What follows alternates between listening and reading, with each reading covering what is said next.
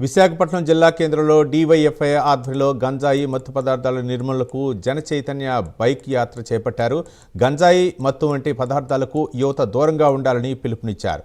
ఇక డివైఎఫ్ఐ రాష్ట్ర కార్యదర్శి రామన్న మత్తు పదార్థాలకు వ్యతిరేకంగా చేపట్టిన జన చైతన్య బైక్ యాత్ర విజయవంతంగా నిర్వహించామని చెప్పారు. గంజాయి మత్తు పదార్థాలకు బానిసై అనేక కుటుంబాలు రోడ్డున పడుతున్నాయని ఆవేదన వ్యక్తం చేశారు. సరైన ఉపాధి లేకపోవడం వల్లే యువత చెడు మార్గంలో వెళుతున్నారని అంటున్న డివైఎఫ్ఐ నాయకులతో మా ప్రతినిధి నరసింహ ఫేస్ టు ఫేస్. ఈ నెల 22 నుంచి నేటి వరకు కూడా జనచైతన్య యాత్ర మత్తు పదార్థాల అవగాహన కల్పించాలని కోరుతూ విశాఖలోని పలు ప్రాంతాలలో కూడా ఈ యొక్క విద్యార్థులు డిఎఫ్ఐ నాయకులు కూడా పలు ప్రాంతాల అవగాహన కార్యక్రమం ద్వారా బైక్ జనచైతన్య యాత్ర పేరిట ఈ యాత్ర నిర్వహించారు. అదేవిధంగా ఈరోజు ముగింపు సభ విశాఖ జీవీఎంసీ గాంధీ విగ్రహం మీద నిర్వహిస్తున్నారు.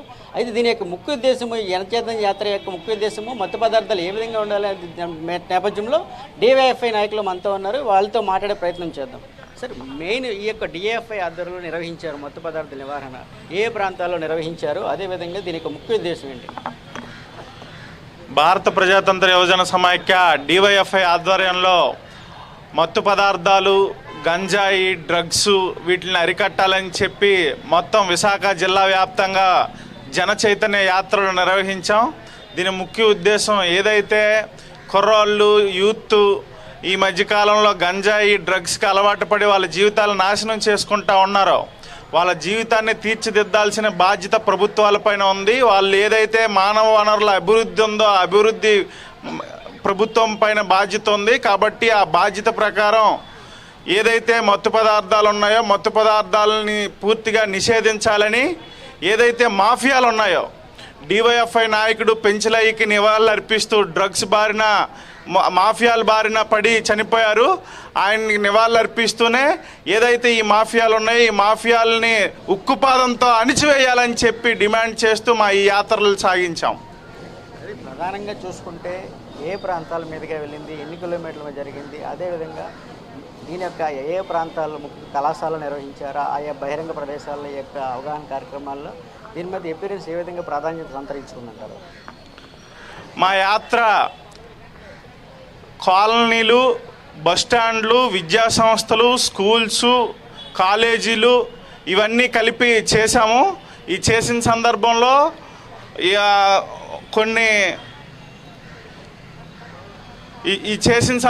కొన్ని సమస్యలు వచ్చాయి. సమస్యలను కూడా ఏదైతే యువత గంజాయి బారిన పడతా ఉన్నారో ఆ గంజాయి మోకాల నుంచి మమ్మల్ని రక్షించండి అంటూ కూడా కొన్ని కాలనీల్లో మహిళలు అలాగే వృద్ధులు అడగడం జరిగింది. వాళ్ళు ఏదైతే ఈ మత్తు పదార్థాలు ఉన్నాయో మత్తు పదార్థాలు బారిన పడి ఉపాధి లేకపోవడం కారణంగానే ఇలాంటి సమస్యలు వస్తూ ఉన్నాయి.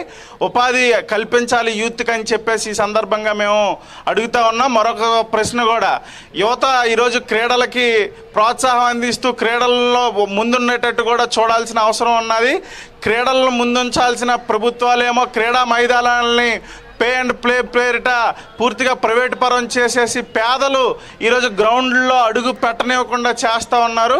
ఇది వెంటనే దీన్ని మార్చాలని, ప్లే గ్రౌండ్లు అందరికీ అందుబాటులో ఉంచాలని, ఈ ఏదైతే మత్తు పదార్థాలు, మాదక ద్రవ్యాలు ఉన్నాయో మాదక ద్రవ్యాలను నిషేధించాలి పూర్తిగా అని చెప్పేసి ఈ సందర్భంగా మేము మా యాత్రలు చేశాం. ఇప్పుడు ప్రధానంగా మీరు చెప్పండి, ప్రభుత్వం ఏ తరహా ఏ విధంగా యాక్షన్ తీసుకోవాల్సి ఉంటుంది, ఏ విధంగా అవగాహన కార్యక్రమాలు నిర్వహిస్తే ఈ యొక్క మన మత్తు పదార్థాలు అరికట్టగలం?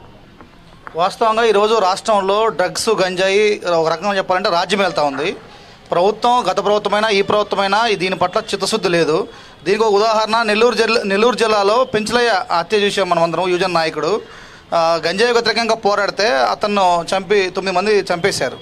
ఈ చంపిన దాంట్లో అధికార పార్టీ గతంలో ఆవిడ ఎవరైతే A1 ముద్దాయి ఉందో కామాక్షి అనే ఆవిడ గతంలో వైసీపీలో ఉంది, ఎమ్మెల్యే అంట, ఇప్పుడు టీడీపీలో ఉంది. అంటే మొత్తం రాజకీయ పార్టీల ప్రోద్బలంతోనే ఈ మాఫియా ఏదైతే ముఠా ఉందో వాళ్ళ వ్యాపారం కోసం, వాళ్ళ స్వలాభం కోసం రెచ్చగొడుతున్నారు. యూత్ను వాళ్ళు దానికి ఉపయోగించుకుంటున్నారు. రెండవది, పోలీసు యంత్రం కూడా ఈరోజు డ్రగ్స్ వద్దు బ్రో అని చెప్పి సైకిల్ మీద పాపం ఆయాసం వచ్చేలాగా సైకిల్ దొక్కుతూ ఉన్నారు. తొక్కడం మంచిదే, కానీ అసలు పని చేయకుండా ముద్దాయిలను జైల్లో పెట్టకుండా ఈ డ్రగ్స్ మాఫియా ముఠాని మీకు తెలియదా? పోనీ మీరేమో తెలియకుండా నటించినట్టుగా ఈరోజు రోడ్ల మీద రాస్తారోకలు చేస్తా డ్రగ్స్ వద్దు బ్రో అని చెప్పి చేస్తూ ఉన్నారు. అది కాదు మీరు చేయాల్సింది. మీ డ్యూటీ ఏదైతే ఉందో దాన్ని జెన్యూన్గా సిన్సియర్గా చేస్తే ఈరోజు సగం రాష్ట్రంలో డ్రగ్ మాఫియా ఆటోమేటిక్గా అంతమవుతుంది. పోలీసులు ఆ పని చేయకుండా ఏదో ఇప్పుడు డబ్బులు వచ్చాయి కాబట్టి ఆ నిధులు ఖర్చు చేయాలి కదా, ఏదో రకం ఖర్చు చేయాలని చెప్పి ఆ 10 కోట్లని రోజు ఎస్పీలు ఐజీలు పాపం ఇక ఏరే పని లేనట్టు లా అండ్ ఆర్డర్ పక్కన పెట్టేసి వాళ్ళే రోడ్ల మీద కూర్చుంటారు. అట్లా చేయడానికి మాలాంటి సంఘాలు ఐద్వా, డివైఎఫ్ఐ, ఎస్ఎఫ్ఐ ఇట్లాంటి అనేక సంస్థలు గత కొంతకాలం నుంచి పనిచేస్తున్నాం. ఇక రెండవది ఈరోజు గ్రౌండ్లు ఈరోజు మొన్న చూసాం మన అందరం ఎమ్మెల్యేలు ఎమ్మెల్సీలు క్రికెట్ ఆడుతున్నారు, కబడ్డీలో పోటీలు ఆడుతున్నారు. మంచిదే. అంటే మా బాధ ఏంటంటే అక్కడ ఉండే క్రీడా మైదానంలో వేల మంది వస్తుంటారు. వాళ్ళందరినీ తరిమేసి వారం రోజుల నుంచి వాళ్ళు ఎవరు గ్రౌండ్ రాకుండా వీళ్ళు మాత్రం కాళ్ళు చెలీరు కొట్టుకున్నారు. మేము అంటే ఏంటంటే మీలాగే అందరూ ఆడాలంటే గ్రౌండ్లు ఉండాలి. గ్రామీణ ప్రాంతాల్లో ఆట స్థలాలు లేవు, నిధులు లేవు. మన యూత్కి ఇచ్చిన బడ్జెట్ అత్యంత దారుణం. 0.3% ఈరోజు యూత్కు సర్వీస్కి ఇచ్చారు. అందుకని ఇప్పటికైనా రాష్ట్ర ప్రభుత్వం చిత్తశుద్ధితో యువతను కాపాడాలి, యువతను క్రీడల వైపు మళ్లించాలి, యువతను ఉపాధి వైపు మళ్లించాలి, యువతకు ఉద్యోగాలు ఇవ్వాలనేటువంటిది మా డిమాండ్. అందులో భాగంగా రాబోయే రోజుల్లో కూడా పెద్ద ఎత్తున ఈ డ్రగ్స్ మీద ఫైట్ చేస్తాం. ఏదైతే గంజాయి మత్తు పదార్థాల మీద అవగాహన ప్రభుత్వాలు సంకల్పించి వారు ముందుకు వచ్చి అవగాహన కల్పించాలని, అదేవిధంగా బాల్యం నుండే మత్తు పదార్థాలు గంజాయి పట్ల అవగాహన కార్యక్రమాలు కల్పించాలని కూడా ఈ సందర్భంగా ఇక్కడ డిఎఫ్ నాయకులు మనతో చెప్పిన పరిస్థితి నెలకొంది. కెమెరామెన్ అరుణ్తో నరసింహ, ప్రైమ్ 9 విశాఖపట్నం.